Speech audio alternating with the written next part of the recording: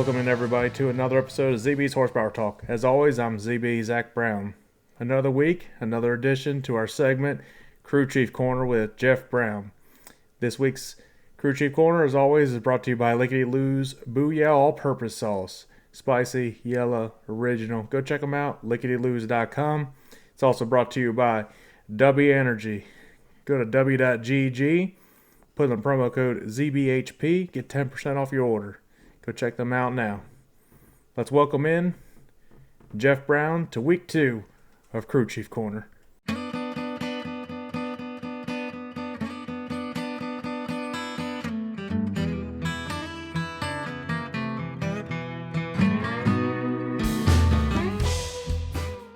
All right, Dad, another week, another rendition of Crew Chief Corner. So welcome back. Let's give a little recap of from what you saw down at Bristol Dirt for the weekend of Trucks and Cup Series. What'd you see come from your perspective at Bristol on dirt? One thing that really impressed me is the condition of the track. Being on a temporary track, that clay, they did a fantastic job. With that many cars and as heavy as they are and the small tires, the track held up surprisingly well. They somehow managed to have the track wet enough that it wasn't really throwing mud, sticking anywhere. The cars weren't having any overheating issues. It was smooth. It had, multiple grooves. Hats off to the track crew. They did an amazing job on the track surface. Well, coming from the dirt racing expert himself, and it was before the race even happened, Kyle Larson was saying, we don't really need to be on dirt. NASCAR doesn't really need to go to dirt. I don't disagree with him. I think you need to make it kind of what it was with Truck Series back once a year on Eldora. I think that was very special. And and I said it on my Monday podcast, if they absolutely feel like they need to go to dirt, build their own dirt track and make it kind of with what these cars can drive on. So do you kind of agree with Larson, what he was saying? Yeah, I agree with Larson. Like Larson said, it's fun. He said it's different. If they're going to do it, don't make it a point race. Make it the Clash. Do something like that. And I know you said on the other podcast about building a track. Springfield, Illinois has a mile dirt track. The ARCA cars do run out there on that. Maybe try that. I think the bigger track would be a little better. You get a little more speed. Make it the All-Star race, where you don't have, 36 cars out there. Put it down to 24. There's too many cars. It's just too, some of the racing from Bristol was actually pretty good. Some of the heat races were pretty entertaining, but there's just too many cars, too many cautions, just sort of chaos. They want to do dirt racing. I know NASCAR would never let them do this. Let the teams build a late model. Build a dirt track. Tony Stewart have the Dream late model race, and he had the prelude to the Dream where it was the NASCAR guys would show up. No, not only NASCAR. I think Caps ran some, but they had late models prepared. Gordon ran it, Tony ran it, some of them guys. I'd love to see the Cup guys all in a dirt car and do it that way. It's never going to happen. No reason you could. No reason, they have some of the best engineers, mechanical engineers, in the country. You can't tell me they, in NASCAR, they think they want to try to control costs. They're not. What's another $30,000, $40,000, $50,000 race car? It'd be a lot cheaper. It'd be a lot cheaper. It'd be a lot cheaper than going the whole way out west to race at the dang Coliseum where they're building a track every year. I mean, they spend all that money to just create a race car track every single year. It's definitely cheaper than that. They get rid of that and try that out. Yeah, and it's like I know you touched on your podcast about how great that race was between Larson and Davenport. The late model race, those cars are built to run on a dirt track. These cars just are not. It's just, it's mildly entertaining. It's something different. And like you said, nobody wants to go to Bristol Easter Sunday night, watch them on dirt. Exactly. They'd be better off running those cars at a regular dirt track, like you said, and you'd at least probably get the dirt fans. Because if you think about it, anybody who wasn't that close to Bristol probably weren't going to go. Because you either got to take off work Monday, or you got to be relatively close where you could drive home within an hour or two. Exactly. Yep. So I think it was Well, dumb on their part. well, let's look ahead to this week, what the segment's all about, and get your thoughts with all the racing action coming up this week. And we got a little bit more action on asphalt, in particular. Actually, it's a lot of it's on asphalt. We're talking about this week.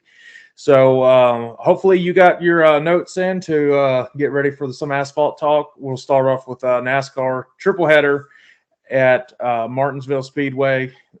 Friday, Saturday night are the trucks and Xfinity, and then Sunday afternoon are the Cup cars. And biggest thing I'm seeing from it, I wish the Cups were racing at nighttime, but it's how the trucks and Xfinity are racing at night, and then Cups are in the daytime. So when you look at that, how would a track like Martinsville, like the paperclip style it has, race differently at night as compared to the daytime? Well, the thing is, we don't really know what the weather's going to be like. In Virginia, middle of April. Um, it could be anywhere from cold to a nice day. Yeah, we've seen it snow. Yeah, exactly. In general, the nighttime races, the track should be a little cooler. It should have a little more grip. Uh, I do know, and I believe they run it in all the series. They put the PJ1 traction compound in the outside lane, uh, which does take a little bit of heat to get that to come in and start giving grip.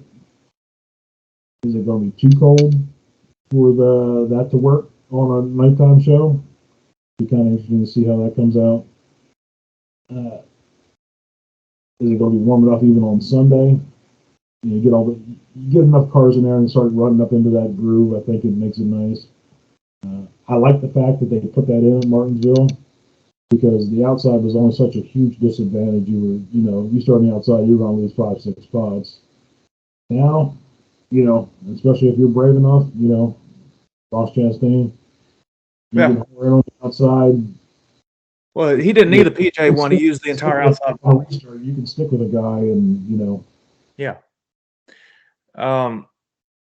A lot of races, especially Martinsville, you see it come down to a late race strategy because it's always some sort of caution that comes out late, and it's whether, hey, do you want to pit and risk your um, field position, or do you want to stay out, and that versus do you want to go get tires? And so it's kind of risk reward with that.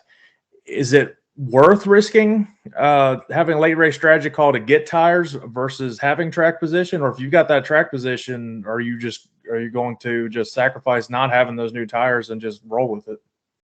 well, if I'm up front, I'm not coming in. There's no Now, point. how many laps would you say it would have to be with you to not pit though? Less than 50. That makes sense, especially Martinsville. I mean, 50 laps goes like that. You're running 8th, 10th, 12th. You're probably not going to win unless you do something different. So then, and you start getting up 50 to go, you stay out, you get enough cautions, which we've seen, all these, the cup, even the cup races at the end of the race, they start bringing out the cautions. You get enough, you get those double file restarts with that traction compound, all of a sudden, you can find yourself right in the mix of that thing. You get a couple good restarts, work your way up. Then maybe the tires might have a slight advantage over the other one. If you pit, no more cautions come out, you're toast. There's not much you can do about it. Well, field position was significant at Martinsville because everybody gets jumbled up, and if you start last, you're already about a half a lap down. How important is it to get a good qualifying run, to start up there, to stay up front, and not have to worry about going through the field? Qualifying is important. Uh, Not so much as far as the starting up front part, but the pit selection. Martinsville, the pit road's very tight. You want to get a pit where you can have either a good in or a good out.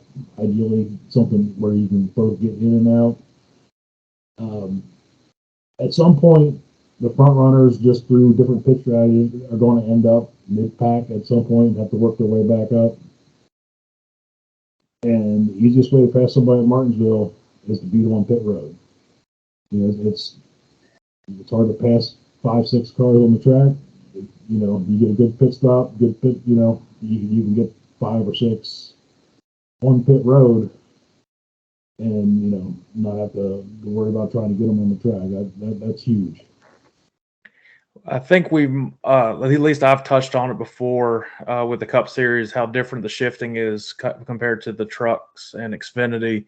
Obviously, the trucks and Xfinity still have the H pattern, at least for now. They're talking about getting rid of that and go to sequential themselves. But with the Cup cars, they moved to sequential shifting, and that's changed a lot on these short tracks, especially. You've seen, like you've never seen before, they'll downshift in the middle of a corner up to even 2 gears. They'll go down from 5th gear to even 3rd gear.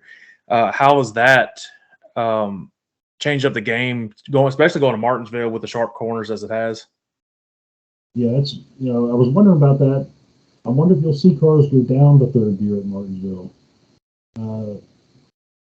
The one thing, you could definitely, it helps the car slow down by downshifting going into the corner. You can save your brakes a little bit. You definitely get the more torque coming off the corner. In the sequential gearbox, I think it's probably easier on the driver. It's probably way harder to miss a shift. And those gearboxes seem to be extremely reliable. You don't really see very much failure that way.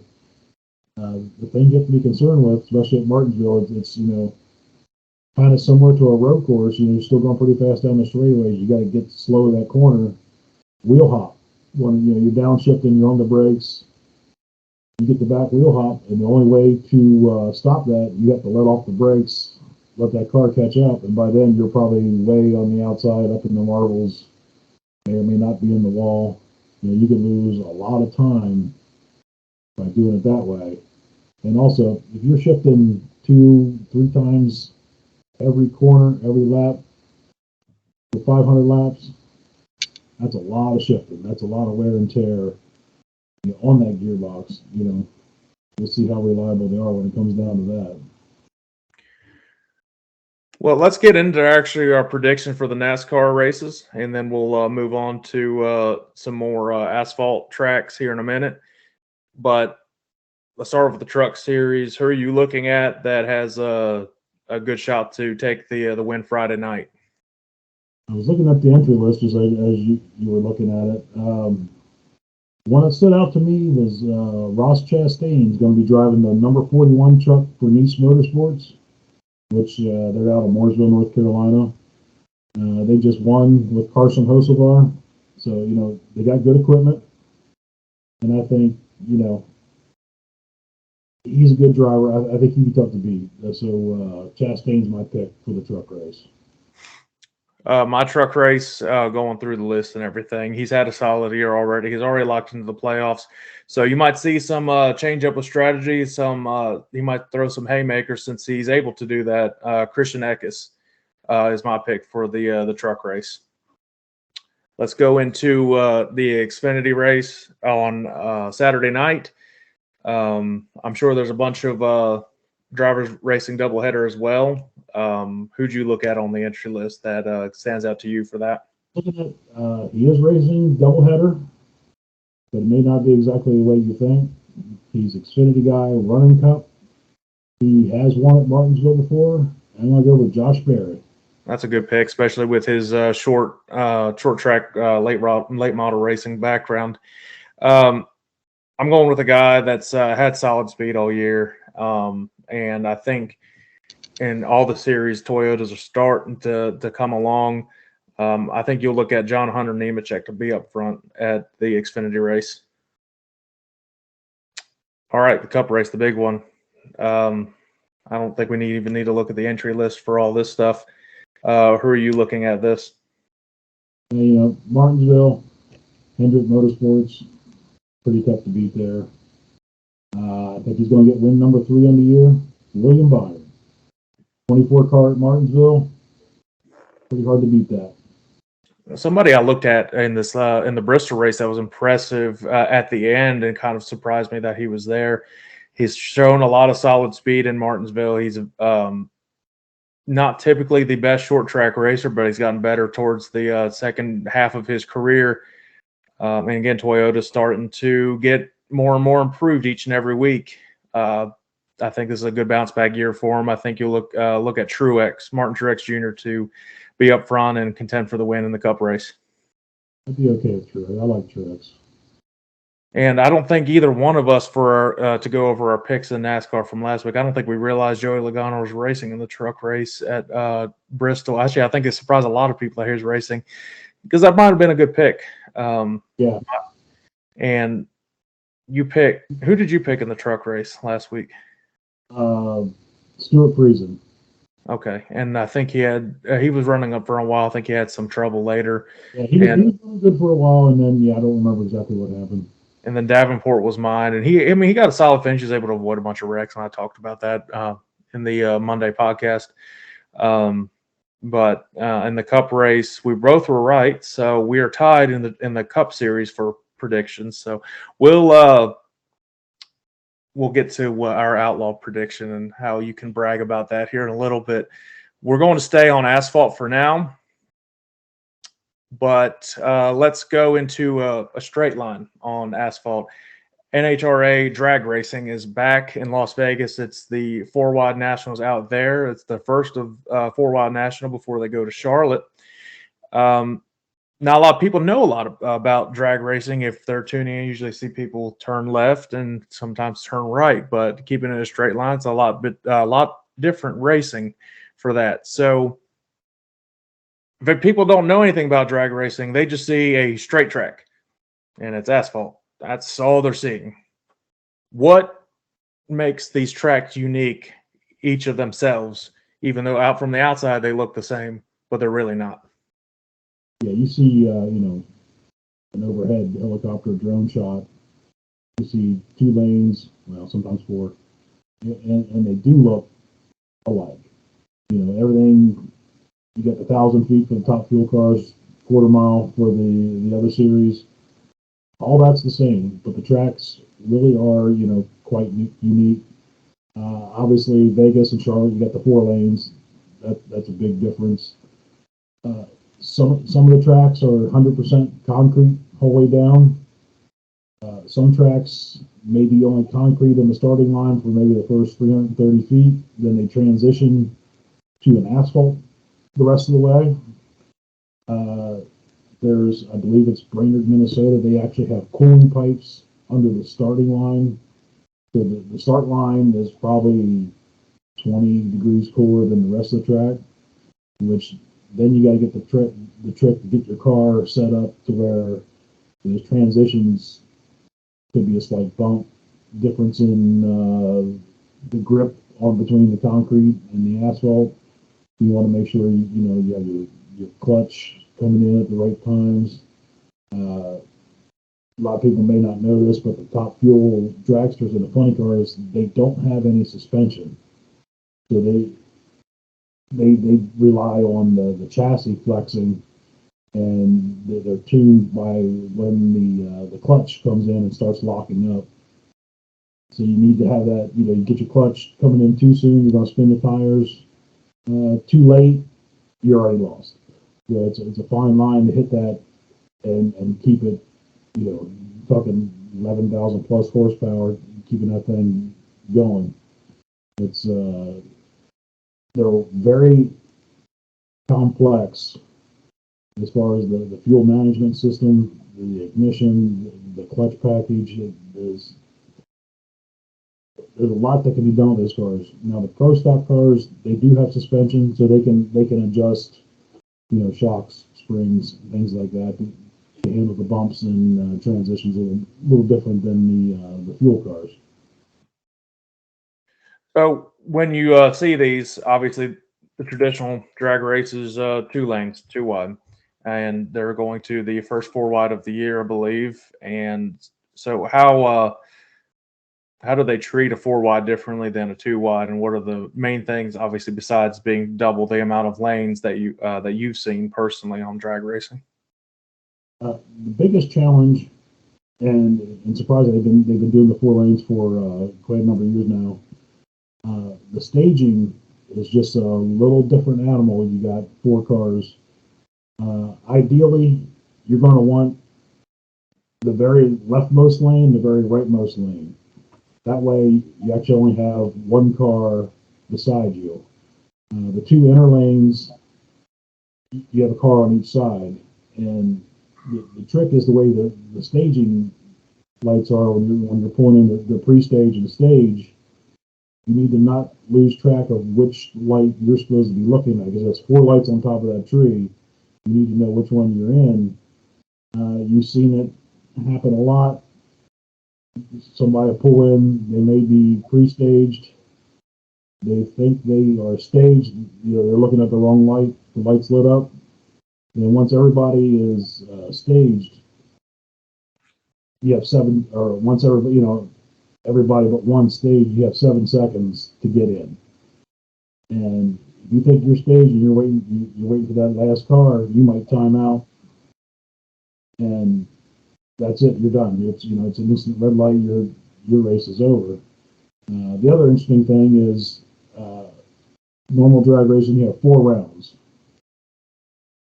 This you only have 3, and for the first 2 rounds, you only have to get first or second.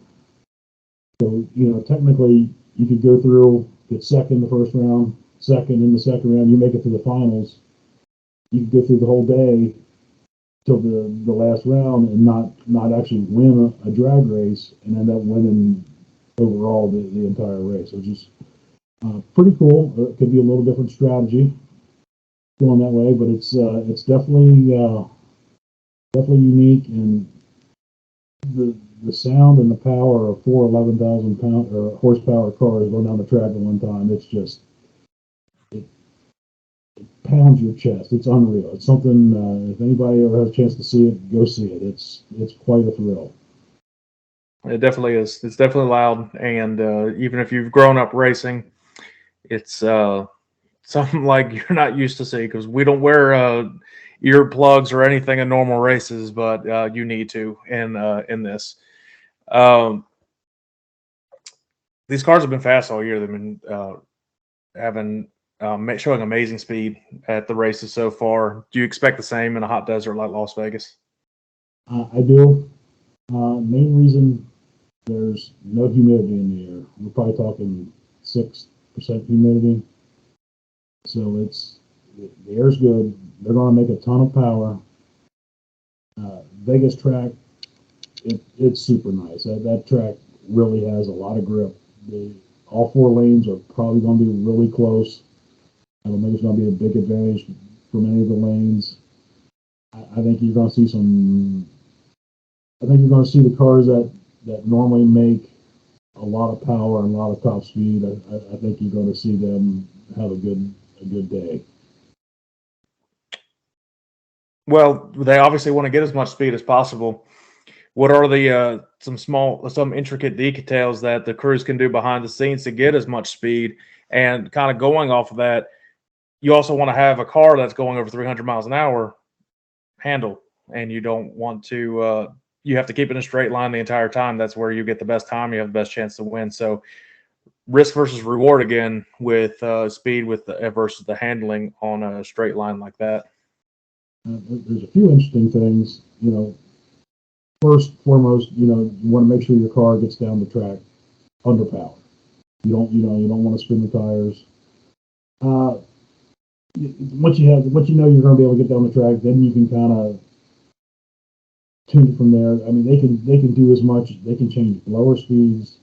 They can change the pressure on the engines a little bit. You know, the faster you can lock the clutch to go to 1-to-1, the faster you're going to be overall. That's when we talked about sooner. Lock it too soon, you're probably going to spin the tires. Lock it too late, you're going to have a slow run. Even the drivers, some pretty interesting. When there's about, I think it's about a foot between the pre-stage light and the stage light. And generally, you'll see in qualifying, they want to go into that. The stage light just turns on to be as shallow as they can, because the timer doesn't start till it breaks that beam. So they have about a foot they're going to roll before they break the beam.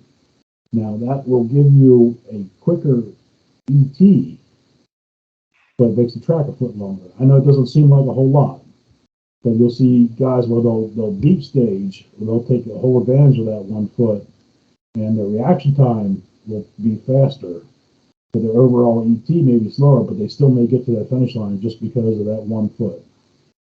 But it's some interesting things like Top Fuel. They can, even at the start line, they can adjust weights on the clutch to make it come in, sooner, later. They can change the timing curve a little bit. The pro stock cars, you'll see after they do their burnouts and come on stage, you'll see somebody come. They'll take a tape measure and they're going to measure their wheelie bars, and they'll adjust that to whatever height they want them to go. And if you ever notice, the wheelie bars are coated in chalk. That way, when they launch, it's going to leave a mark, and you can see, if the wheelie bars came down evenly, where they hit, how long they were down, and you can kind of adjust your car throughout the race that way. Well, it's that time for predictions for drag racing. It's the first ever drag racing predictions we've had. Well, I've had some before. Who are you looking at? With the motorcycles are not racing this weekend. They'll be back at Charlotte. So who are we looking at? We'll start with Pro Stock, and we'll work our way up. So Pro Stock first. Yeah, Pro Stock's been all over the place. There's been winners that don't normally win. Now we're getting to the 4 wides. It's a little trickier. I think you're going to see the veteran drivers maybe rise to the top. I'm going to go with Eric Enders. She seems to have the 4 wide, especially at Vegas, figured out. I think you're going to see her. I think you're going to see Greg Anderson have a good day. And he's going to come down, between those two. I wouldn't surprise me to see that one go either way, but I'm going to pick Erica. Well, I'll go the other way. I was also torn. I had the same idea. It's going to come down to a veteran driver, I think. And Greg Anderson, one of the best pro stock racers out there. So yeah, between those two, it's definitely a toss up. So I think they'll at least both be in the finals, but I'll go with Greg to win. So we'll make it easy there. Okay. Going to funny car. Who are you looking at? Again, I think it's going to be the guys that make the big speed. I think your Final 4. I think you're probably going to have one of the force cars at least. They're going to have Matt Hagan, Caps. Matt Hagan's been fast all year. I think he's going to be my favorite and my pick for the funny car. Well, I'm going with the one guy you mentioned in there, Ron Capps on my end to get a win. And that's the guy who also signed an SRX contract to race the Eldora. So that'll be interesting. We'll talk about that at a later time. But Ron Capps will be my pick for funny car. And finally, Top Fuel, the big event. So who are we looking at here? Right now it's hard to go against Justin Ashley. He's been fast. But this is where some experience comes down, and nobody has top end speed like Brittany Force, and for some reason, she is really good at the 4 wide racing. I want to go with Brittany this week. Well, I'll go with another female. She's Tony Stewart's wife, Leah Pruitt. Tony's cars have shown they've got good speed this year, and I think the Top Fuel there'll be a good Top Fuel victory. Tony will be racing as well out there in an alcohol dragster. So I think you'll see Leah Pruitt at least be in the finals and contend for the win. One funny thing, like Tony and running alcohol dragsters, a lot of people don't know. You can run alcohol with a supercharger or nitro and no supercharger. And Tony runs a nitro car with no supercharger. Just interesting fact that maybe not a lot of people know the difference between the two. Same class, just that's how they make. That'll definitely be interesting how Tony will drive that out there. I'm sure he'll have a lot of success. I mean, he's a good driver, so he'll definitely adapt pretty quickly. Staying on asphalt, a little different racing here, and I haven't really dove whatever it is into IndyCar racing this year. They're racing on a street race, streets of Long Beach.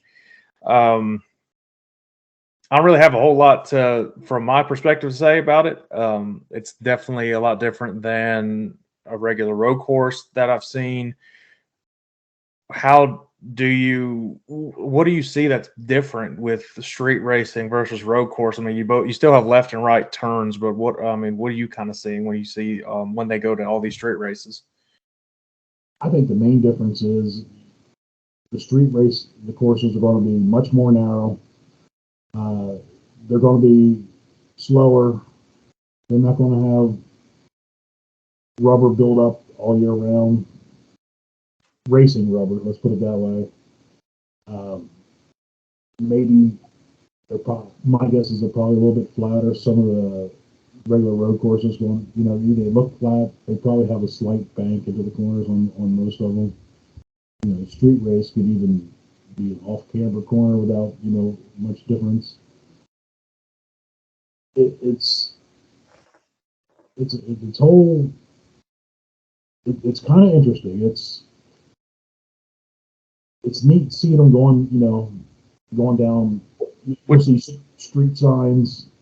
Do you like the idea of street racing, or maybe just for certain series, or the Indy cars aren't bad. They're lightweight.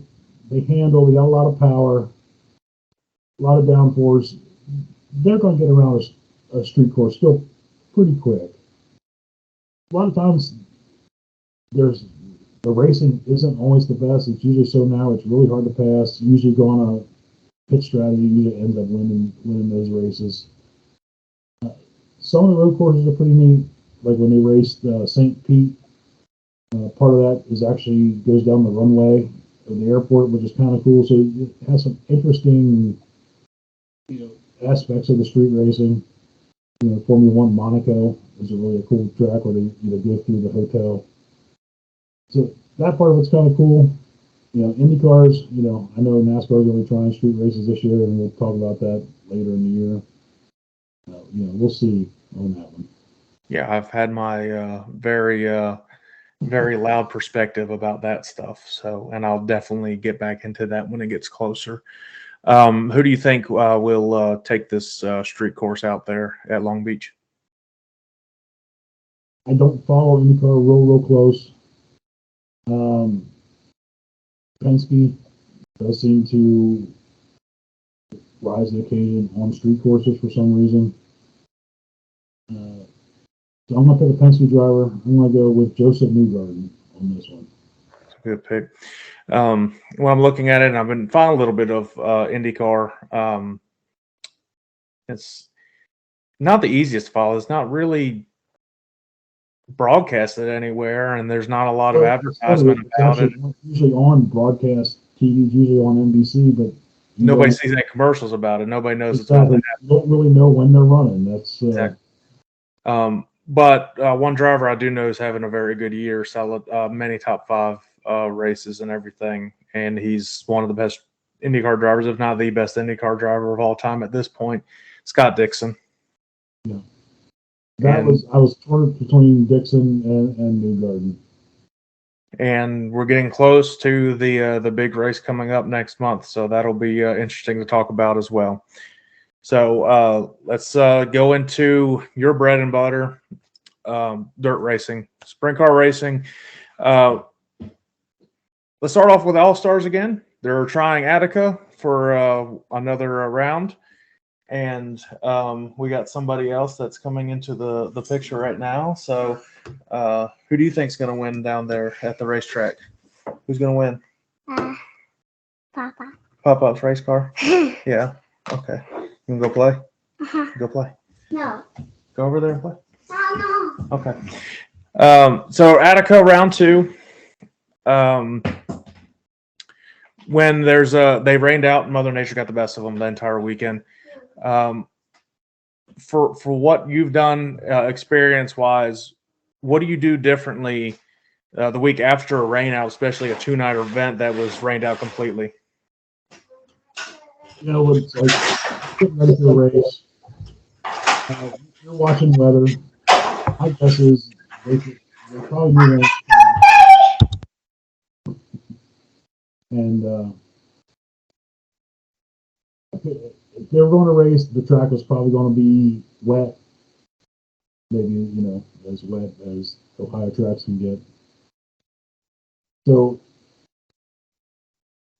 all things being equal, you probably wouldn't have to touch the car, but my guess now they're going to be watching the weather. This weather's going to be drier.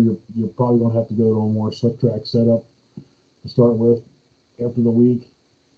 But, so we got a few days off. I'm sure everybody's going to be watching the weather. Was it kind of a mental challenge when you get everything ready to go and then, bam, the race is rained out? And is it more of a struggle, you think, for the crew itself or the driver that had to get prepared all week for that? Well, I wouldn't say it's much as a mental challenge as maybe disappointment. Especially early in the year like it is now. It's like you work all week, you're all excited. Everybody's gung ho, you want to race, and then bang, nothing. Yep. You get middle of the season, 3/4 of the way through. You've been racing week in, week out. You get a rain weekend. It's actually kind of nice. You get a chance to recharge. Maybe work on some things you don't have time to do necessarily. All the time. Get some engines switched around. Maybe get a new car built, and just sort of. Everybody needs a little break every now and then. You don't mind it so much, but right now, and if you've been running good, you really don't want to see it rain out. You want to keep that going. Yeah. Well, I think the good thing with All Stars, they were off for a month as it was, so they were kind of off anyways. So they were expecting to be off for a few weeks as it is. You predicted, we both did, Sunshine last week to take both races. Any changes in your prediction for that? Well, I think he's still going to be my pick. I actually had Justin Peck listed as a Justin Peck. I'm going to assume he's probably going to run the All-Star race. I see he is listed for Larson's High Limit Series. So I think he's probably still going to be back there. He's been fast. I'm still going to go with Tyler Courtney. But another one that could be, I don't know if it'd be so much a shocker, but Zeb Wise coming off a big win, Williams Grove Speedway. Yep. He's got some momentum on his side. And he's a good racer. I'll stick with Tyler Courtney for both of them on this one. I actually did change my mind. That's why I brought it up. I think Sunshine will win one of them. He was the series champion for a reason last year. I think he will actually get night one, but the runner-up in the series last year, Justin Peck. And I think, and you were just mentioning, he's such a very good race car driver. I think it'll take a day. I think you'll see some people not have the best luck the first day, but I think you'll see them adjust. And I think you'll see Justin Peck be up there running for the win the second night at Attica, if they get it in, as long as Mother Nature wants to cooperate this time. Sticking again with dirt, you mentioned it let's dive into the High Limit Series. It actually comes out Tuesday, so this show will actually get released right before the race happens for Kyle Larson's High Limit Series. So High Limit Series going to Lakeside Speedway on April 11th when they race, which is Tuesday this week. What are you looking at Lakeside Speedway? Have you ever been there, or have you seen it race? Any thoughts on that track? No, I've never been there, and I didn't actually really know about it, so I looked it up and saw Outlaw Race. It's kind of a neat track. They call it a 4/10 of a mile. On video, it looks big. It's it's got wide corners. It's not like a high bank track. I mean, it's got some bank to it. It's wide. It looks like it races very similar to Knoxville. You'll see uh, you'll see a bottom groove. You'll see a small cushion at the top. It's the Outlaw Show was a pretty good race. There was a lot of passing. I think that's a good track for him to start off with. I think I'm probably going to see a good race on that one. Well, there's a lot of very talented drivers. That's what it's all about. And since they canceled the first race, it's 50,000 to win that race, and I think there's nearly 60 cars that are signed up to compete in it in general. So that will be very interesting. We've talked about the the choose cone that they're going to have, and they're going to have the dice rule where you can gamble and you can start I think up to 13th or something, get extra $1,000 for each car that you pass, and we'll see how that goes. We'll get right into it from who you're seeing. Who are you picking to win the high limit race? Popular pick's going to be to pick Kyle Larson to win that one, and it's actually who I had written down. That I happened to see that they're going to have 59 cars. So I was looking at the entry list. Most of the Outlaws are running this race, so I'm glad to see the World Outlaws maybe relax some of their racing rules a little bit and let them come run this race. In my opinion, the track races like Knoxville. I want to go with Donnie Schatz on this one. I think we're going to see him. It can be dry. If it's going to be especially fast around the bottom, nobody's going to run it like Schatz can around there. If it runs like Knoxville, he will definitely be up around there. I'm going with the popular pick because why not Larson? Especially if Larson gets a top front row thing, I think you're definitely going to see him use that dice rule and see where he ends up starting. Because he's not in it for the money, he just wants to put on a show for everybody. So I think he'll be like, well, why not? Let's go for it. Let's have some fun here, and let's see what we can give the fans a good show.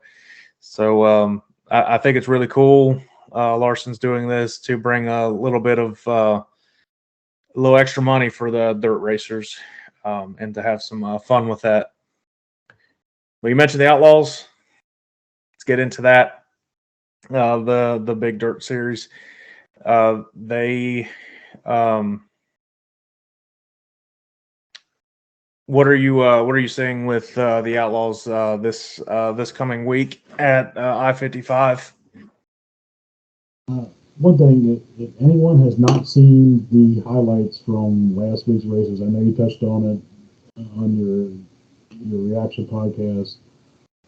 Look them up on YouTube. The Outlaw races were great races. Check them out up top. I'll put the link up there, and you guys will see it. I was watching the highlights, and I had no idea who was going to win that race. There, at any lap, there could have been somebody different leading. They were good. The racing in Pennsylvania, Williams Grove was good. Last lap pass. Port Royal was really good.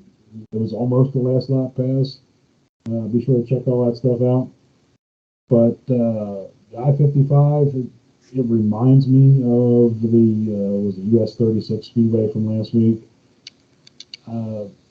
looking at last year's race, it had a small cushion on top, still had a bottom groove. I think the cars gradually are going to move towards the top as the race goes on, and that's when the excitement comes in. You're going to see the slide jobs come in. Some of the restarts, you get a ballsy driver, they can really make up some time. Like Sheldon Haudenschild, nobody's going to run it any harder than he is. I think you're going to see an exciting race for the Outlaws. Well, and you said how similar it was to US 36 last week. If you had a bad run last week, not saying if you got caught up in a wreck, but if your car just was garbage last week and you just weren't showing a lot of speed, does that change how you approach this race, seeing how similar it is, and does it kind of make you want to, I don't know, maybe desperate, but just kind of at least try a bunch of different things to see what you can do for this track, or is it all about how the track condition is? Well, you always want to try to, if you had a bad run, you always want to try to change your luck. And it seems like you can get what they call quicksand, which, something goes wrong, something else goes wrong, something else goes wrong. Before you know it, you're in over your head. Murphy's Law. Yeah, whatever you can do to try to avoid that.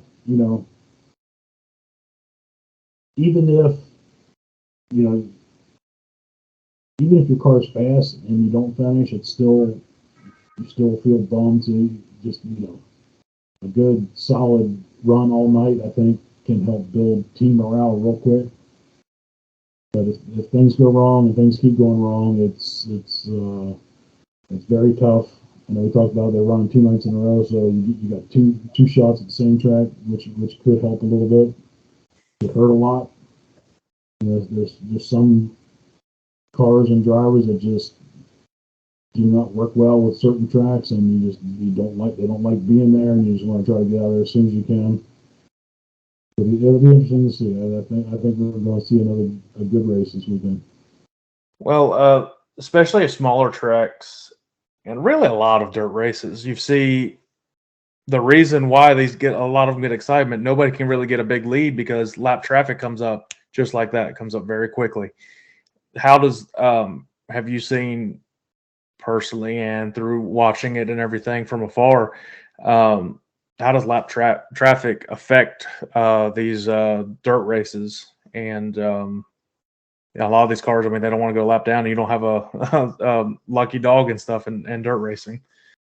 You also don't have spotter. You don't know where the lap cars don't know where the faster cars are running. They have the move over flag, which basically you're supposed to hold your groove. In theory, if you're fast on the bottom and the lap cars are running the bottom, and it may be way more difficult to get around them because if you're not good on the top or the middle, it's really hard to pass those guys. If you run the top, the lap cars on the top, you have a pretty good chance you can go in and put a slide job on them, get by them way quicker. Passing them on the bottom can be very, very difficult. Well, it's that time for our final predictions here. Yeah, your driver won for your first pick, of course. Why would that happen? And my driver did not finish great. My second night, your pick did not finish well, and my driver got third that I picked, David Gravel. This week, how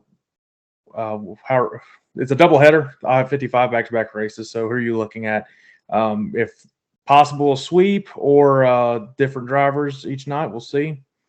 I'm not picking a sweep, but for night one, I think the track's going to be a little faster. I'm going to go with somebody.